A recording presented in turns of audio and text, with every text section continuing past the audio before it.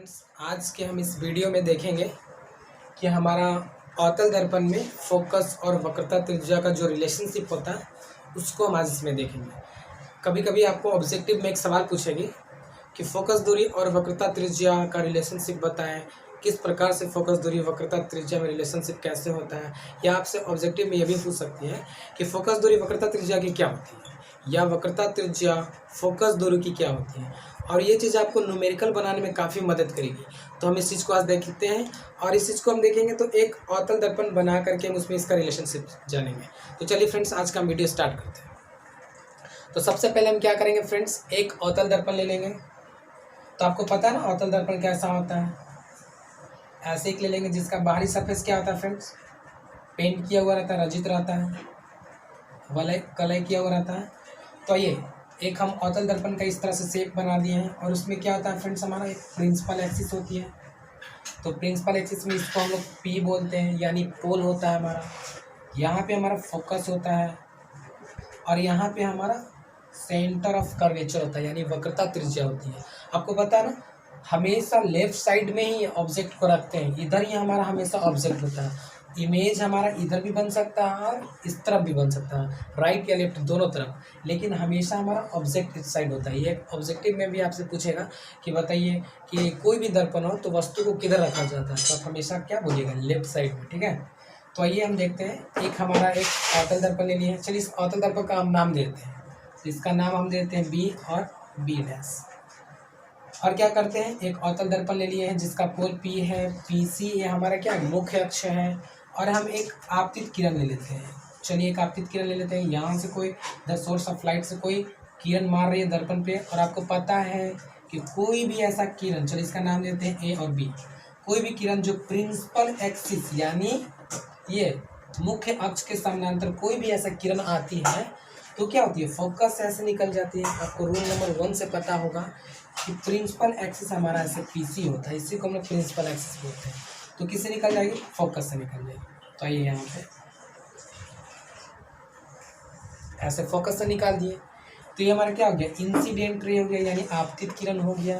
और जैसे ही दर्पण पे इस बिंदु पे टकराए, बिंदु पी पे, और यहाँ से क्या कर गया फ्रेंड्स, रिफ्लेक्ट कर गया। तो ये हमारा क्या हो गया, परावर्तित किरण हो गया, यानी रिफ्लेक्टेड रे हो गया। तो चलिए इसका एरो ऐसे देते हैं। इतना तक आपको समझ में आ रहा है। चलिए आगे बढ़ते हैं। तो अगर इस दर्पण का अगर आपको कंस्ट्रक्शन लिखने के लिए बोले कि लिखिए, आप इस पे अपना विचार प्रकट करिए, या इस पे जो धारणा था इसको आप बताइए कैसे कैसे क्या फिगर, तो क्या बोलेंगे फ्रेंड्स, माना कि बी बी डैश एक क्या है, अवतल दर्पण है, जिसका पोल क्या है, पी है, जिसका पोल यही है ना, पोल मतलब ध्रुव। चलिए इधर हम लिख देते हैं पोल, हिंदी में इसको लिख देते हैं ध्रुव, जिसका पोल पी है। पी सी क्या है, पी और सी, पी और सी, पी सी हमारा क्या है, मुख्य अक्ष है। आपको पता है मुख्य अक्ष मतलब प्रधान अक्ष। ठीक है, प्रिंसिपल एक्सिस इसी को बोलते हैं। पीसी मुख्य अक्ष है। पीसी के समानांतर, समानांतर आप लोग पढ़े होंगे, वैसा किरण जो एक दूसरे के पैरेलल होता है, जो कभी आपस में कटती नहीं है, वो समानांतर किरण होता है। तो पीसी मुख्य अक्ष है, पीसी के समानांतर ए बी एक क्या है फ्रेंड्स, आपतित किरण है। आपतित क्यों आपतित, क्योंकि ये दर्पण पे आकर के पड़ रही है ना, इसलिए ये आपतित किरण है। तो कैसे, फिर से एक बार करते हैं। माना कि बी बी डैश एक अवतल दर्पण है जिसका पोल पी है, पीसी मुख्य अक्ष है, पीसी के समानांतर ए बी एक आपतित किरण है, जो दर्पण से टकराने के बाद, परावर्तन के बाद एफ से गुजर जाती है। इतना आप लिख दोगे, इतना में कोई प्रॉब्लम होगा। तो चलिए इस चीज़ को हम लिख देते हैं कि आपको कंस्ट्रक्शन कैसे करना है। तो वीडियो को थोड़ा रोक लेते हैं और आपको लिख देते हैं। ओके, तो चलिए फ्रेंड्स, अभी हम इसका रचना कर देते हैं, लिख देते हैं कि कैसे इसको हम लोग कंस्ट्रक्शन करेंगे। तो चलिए फिगर को थोड़ा साइड में कर दिए हैं और हम अभी लिख लेते हैं।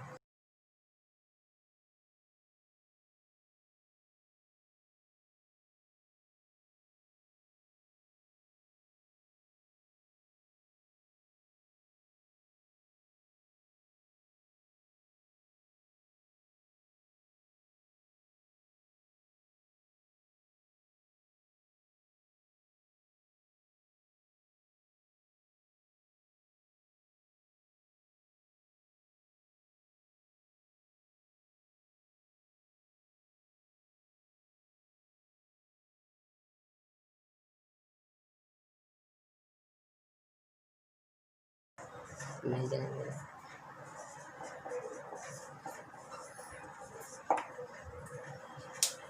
तो चलिए फ्रेंड्स, हम अभी क्या किए हैं, इधर हम रचना कर दिए हैं कि माना कि बी बी डैश, जैसा कि आप फिगर में इधर देख रहे हैं बी और बी डैश, जैसा कि फिगर में देख रहे हैं कि माना कि बी बी डैश एक अवतल दर्पण है जिसका पोल पी है। पोल इधर आपको दिख रहा है, पोल पी है। पीसी मुख्य अक्ष है, पीसी मुख्य अक्ष है।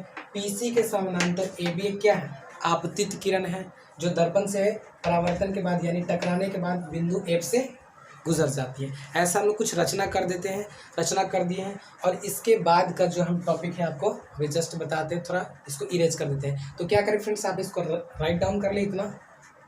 चलिए आप वीडियो पॉज करके राइट डाउन कर लीजिएगा, तब तक हम आगे का प्रोसेस करते हैं। तो यहाँ पे हम लोग जैसा कि फिगर देख लिए फ्रेंड्स, तो हम आइए एक इंसिडेंट रे ले लिए जो कि दर्पण से टकराने के बाद कहाँ से निकल जा रही है, एफ से निकल जा रही है। तो इस चीज़ को हम क्या करते हैं और आगे देखते हैं कि आपको पता है कि रूल नंबर 1 में जो प्रिंसिपल एक्सिस के पैरेलल रहता है, ये हमारा पोल है, प्रिंसिपल एक्सिस के जो भी पैरेलल रहता है तो क्या रहता है, ऐसे दर्पण पे पड़ा पड़ने के बाद फोकस से निकल जाता है, पैरेलल फोकस से निकलेगा। तो दूसरा हमारा क्या था फ्रेंड्स कि जैसे ही वक्रता केंद्र से ऐसे जाती है, कहाँ पे,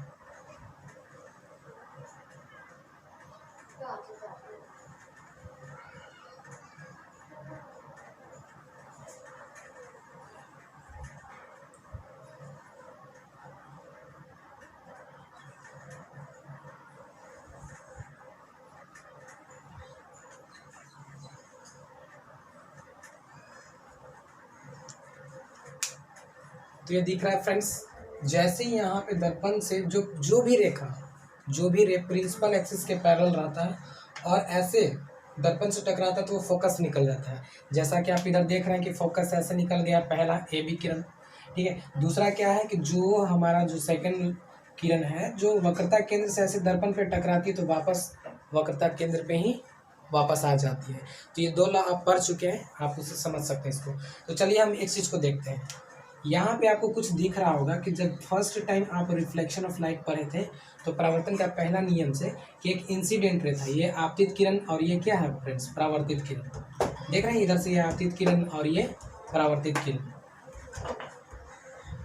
तो आपको ये दिख रहा है ये आपतित किरण है, ये परावर्तित किरण है और बीच में ये नॉर्मल का काम कर रहा है, ये सब दिख रहा है। तो आपको पता था ना कि आपतित किरण को हम लोग आई से लिखते थे और जो रिफ्लेक्टेड रहता था परावर्तित किरण इसको हम लोग आर से लिखते थे।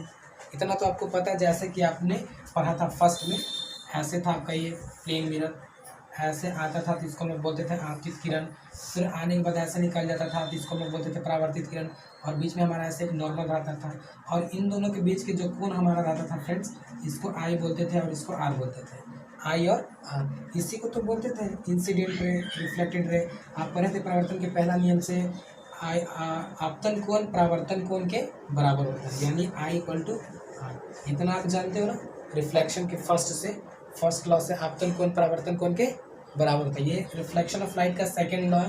पहला तो आप जानते ही हैं, आपतित किरण परावर्तित किरण और आपतन बिंदु नॉर्मल एक ही प्लेन में होते हैं। तो चलिए हम इसका इस्तेमाल यहाँ पे करते हैं, देखते हैं।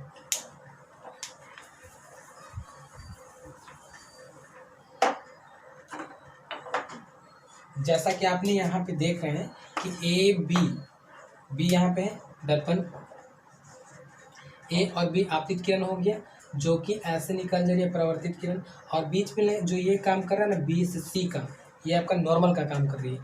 तो ये हो गया आपतित किरण, ये हो गया परावर्तित किरण। तो आपतित किरण परावर्तित किरण आपस में दोनों बराबर है ना, तो यहाँ तो हम लिख सकते हैं ना फ्रेंड्स, पहले ऐसे लिख लेते हैं चित्र में। आप लोग क्या करेंगे, कंस्ट्रक्शन जो हम बताएं उसको लिखने के बाद यहाँ से स्टार्ट करेंगे कि चित्र में क्या है, पी एफ क्या, तो आपका फोकस है, फोकस, और पी से सी को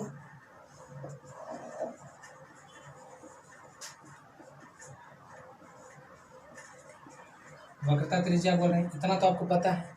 तो चलिए आते हैं, हम लोग लिख सकते हैं ना, त्रिभुज ए बी सी बराबर त्रिभुज सी बी एफ। कैसे बराबर हो सकता है, कैसे, आपने पढ़े त्रिभुज ए बी सी क्या है, आई और आर आपस में बराबर है ना, यानी सी बी एफ आपस में बराबर होंगे। दैट इज लिख सकते हैं आई इक्वल टू आर, किससे? प्रवर्तन के नियम से। आपको पता है कि प्रवर्तन के नियम से हम लिख सकते हैं आई और आर। और आगे चलते हैं हम लोग, क्या करेंगे, आपको यहाँ पे कुछ दिख रहा होगा त्रिभुज आई, और आपको पता है ना, आप शायद पढ़े होंगे 9th क्लास में, तो एकांतर कोण जानते होंगे कि एक ही ओर के बने एकांतर कोण आपस में बराबर होते हैं। यहाँ आई है तो यहाँ भी क्या होगा फ्रेंड्स, हमारा आई होगा। ये कैसे? एकांतर कोण से। तो हम ऐसे भी इसको लिख सकते हैं ना कि अब त्रिभुज ए बी सी बराबर कोण B C F, A B C बराबर B C F A B C, ठीक है। तो इसमें ये वाला एंगल आ गया आई, और बी सी एफ, जो सी वाला होता है वही आपका कौन होता है फ्रेंड्स, शायद आप जानते होंगे। तो आपका ये त्रिभुज नहीं, यहाँ पे एंगल होगा ऐसे। तो बी जो आपका एंगल है यहाँ पे क्या है, ए बी सी, बी में आई है ना, आई और आई आपस में बराबर है ना, तो इसको हम ऐसे लिख सकते हैं, किससे? एक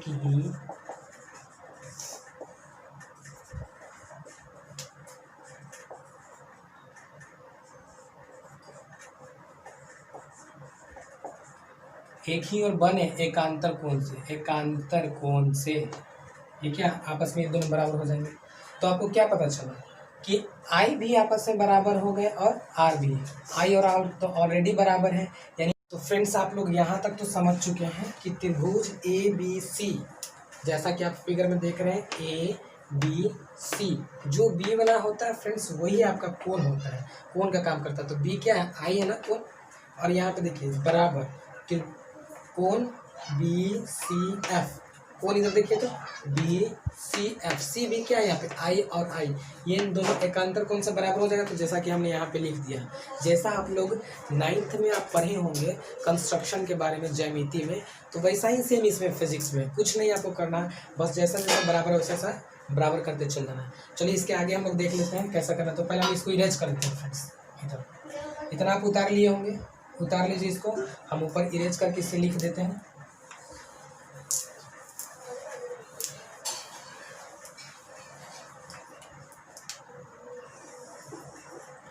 यहाँ पे तो बराबर हो गया ना। अब लिखते हैं क्या, त्रिभुज बी सी एफ, त्रिभुज बी सी एफ में, त्रिभुज बी सी एफ एक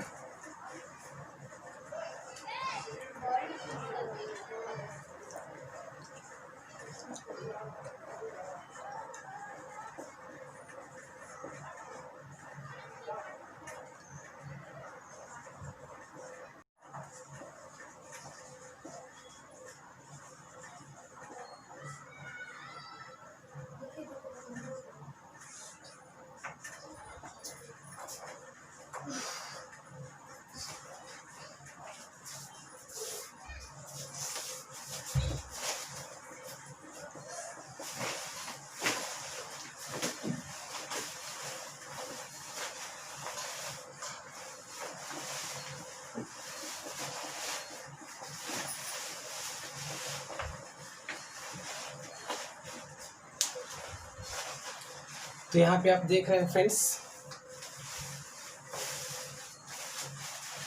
लाइट्स यहाँ पे आप देख रहे हैं कि त्रिभुज B C F, B C F, B C F, B C F एक समद्विबाहु त्रिभुज है जिसमें भुजा बी एफ बराबर सी एफ। ये बराबर कैसे हो गया, इस चीज को आपको समझना है। समद्विबाहु त्रिभुज उसे कहते हैं जिसमें दो भुजा आपस में बराबर होती है। तो देखिए, तो इधर कोई भुजा आपस में बराबर हो रही है, तो शायद आप पढ़े होंगे 9th में कि कोण भुजा कोण, अगर कोण बराबर होता है तो भुजा भी आपस में बराबर होती है। तो यहाँ पे देखिए कोण क्या है, आई, यहाँ पे क्या है कोण आर, आई और आर आपस में बराबर हो गए ना, क्योंकि कैसे बराबर हो गया, यहाँ पे देखे थे कि ये आई ये आर के बराबर है ना, आपतन कोण परावर्तन कोण के बराबर हो गया। तो पहला नियम से तो आई और आर बराबर हो गए, और ये एकांतर कोण से एकांतर कोण से बराबर हो गया। तो आप क्या समझ रहे हैं कि आई और आर आपस में भी बराबर हो गए। तो देखिए आई के सामने वाला भुजा कौन है, देख लीजिए, ऐसे आप पकड़िएगा कि आई के सामने वाली जो भुजा होती है, आई के सामने वाली जो भुजा होती है वो क्या होती है आपका, ये होती है बी और एफ, और यहाँ पे आर है, आर के सामने वाली भुजा कौन हो जाएगी, सी और एफ। तो बी एफ और सी एफ आपस में बराबर हो जाएंगे। तो यहाँ पे हम क्या लिख दिए, बी एफ बराबर सी एफ, बी एफ बराबर सी एफ, इतना लिख दिए। थोड़ा स्टॉप कर लीजिए। तो यहाँ तक आप समझ चुके हैं कि कैसे कैसे आई और आर बराबर हो गए। तो यहाँ पे हम कंस्ट्रक्शन में आपको ऐसे करके बता दें कि समद्विबाहु त्रिभुज होने के कारण बी एफ और सी एफ आपस में बराबर हो गए। तो चलिए इधर हम इसको इरेज कर लेते हैं ताकि हम आगे आपको दिखा सकें। आप फ्रेंड्स उतारते जाइएगा सीरियल नंबर बाय पूरा से ऐसे, नहीं तो पता चलेगा कुछ उतारे नहीं और समझ में भी नहीं आया। आप ऐसे उतारते चलिएगा पूरा। तो चलिए आगे का हम बताते हैं आपको। अब इधर फिगर से हम आते हैं चित्र में। यदि ये बी है जो पी के निकट आ जाता है, यानी बी को क्या करेंगे, यहाँ पे लेंगे, ऐसे करते करते करते करते करते बी को हम पी के बगल में ले आते हैं। तो देखिए बी से जो एफ की दूरी होगी फ्रेंड्स, वो भी पी और एफ की दूरी दोनों आपस में क्या हो जाएगी, इक्वल। इस चीज़ को आप समझ रहे हैं। क्या करेंगे, बी को पी के निकट लाने पर, तो हम ऐसे लिखेंगे या ऐसे लिख सकते हैं,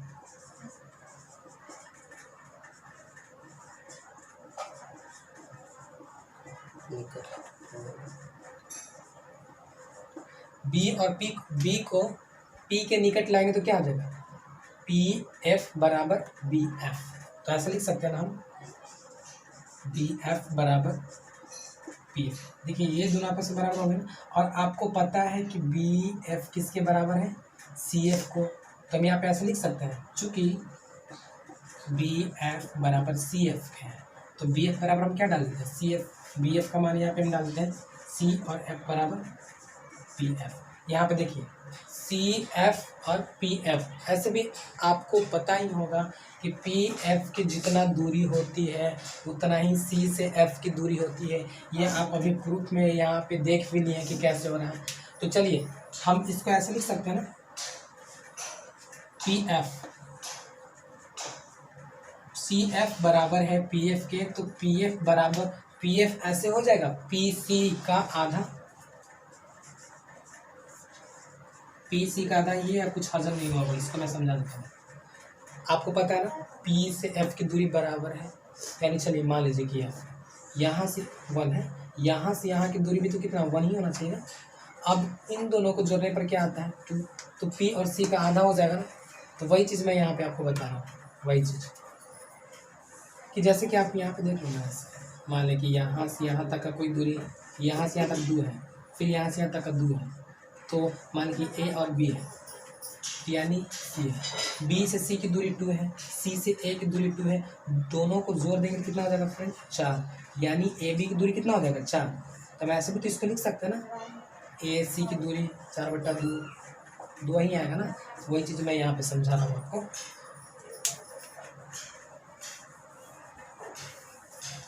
अगर ना समझ में आए तो फिर से वीडियो रिवाइंड कर लीजिएगा बैक में और समझने का प्रयास करिएगा, ठीक है। देखिए P से F की दूरी जितना है उतना ही हम B से F की दूरी लेंगे, क्योंकि इसको निकट लिया है, जैसा कि यहाँ पे लिख दिए। C से F की दूरी, C से F की दूरी जितना है उतना ही P से F की दूरी है, और ये दुगना हो जाएगा ना इन दोनों का ऐसे। देखिए P का हम ऐसे आधा कर दिए तो PF के बराबर भी हो जाएगा हमारा। तो P से F की दूरी, अब बताइए P से F की दूरी को हम क्या बोलते हैं, शुरू में लिखे थे, ये क्या है तुम्हारा P से F की दूरी आपका फोकस है ना, फोकस। तो इसको क्या ले लिया, फोकस है तो इसको F से निरूपित कर दिए। और पी सी आपका क्या है, वक्रता त्रिज्या, जिसको आप किससे लिखते हो, R से लिखते हो। तो पी सी को हम क्या यहाँ पे लिखते हैं, R बट्टा यहाँ पे। यही हम आपको समझाना चाह रहे थे, यही हम आपको बताना चाह रहे थे कि फोकस दूरी होती है जो वक्रता त्रिज्या की आधी होती है। चलो यहाँ पे मैं लिख देता हूँ ऐसे आपको, पी और सी को हम लोग बोलते हैं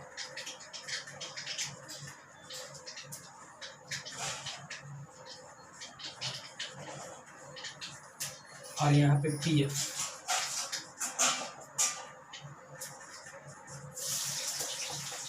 जिसको हम एफ से लिखते हैं और इसको हम आर से लिखते हैं। अंडरस्टैंड, आपको समझ में आ रहा होगा। तो क्या था फ्रेंड्स, ये हमारा एक अवतल दर्पण था जिसमें हम आपको बता रहे थे कि फोकस दूरी और वक्रता त्रिज्या में क्या रिलेशनशिप होता है। अगर आपको ऑब्जेक्टिव में पूछा कि बताइए फोकस दूरी वक्रता त्रिज्या की क्या होती है, तो फोकस दूरी वक्रता त्रिज्या की आधी होती है। या आपसे ऐसे भी पूछ सकता है कि जो वक्रता त्रिज्या है वो फोकस दूरी की क्या होती है, तो दो इधर है, इधर चल जाएगा तो गुना में हो जाएगा, यानी 2 गुना होता है। तो ऑब्जेक्टिव में आपसे पूछ सकता है, या ऐसे ही पूछेगा कि फोकस दूरी और वक्रता त्रिज्या के बीच रिलेशनशिप बताइए, तो F बराबर r/2 ऐसे आप क्लिक कर दीजिएगा, मान लीजिएगा। तो आज का वीडियो आपको कैसा लगा आज कमेंट करके हमें बताइएगा, और वीडियो को पूरा आराम से देखिएगा, रिवाइंड करके। शायद मैं अगर कुछ और अच्छा से समझा पाऊँ तो आप मुझे कमेंट करके बताइएगा कि और अच्छा से मुझे समझाइए। थैंक यू आज के वीडियो के लिए।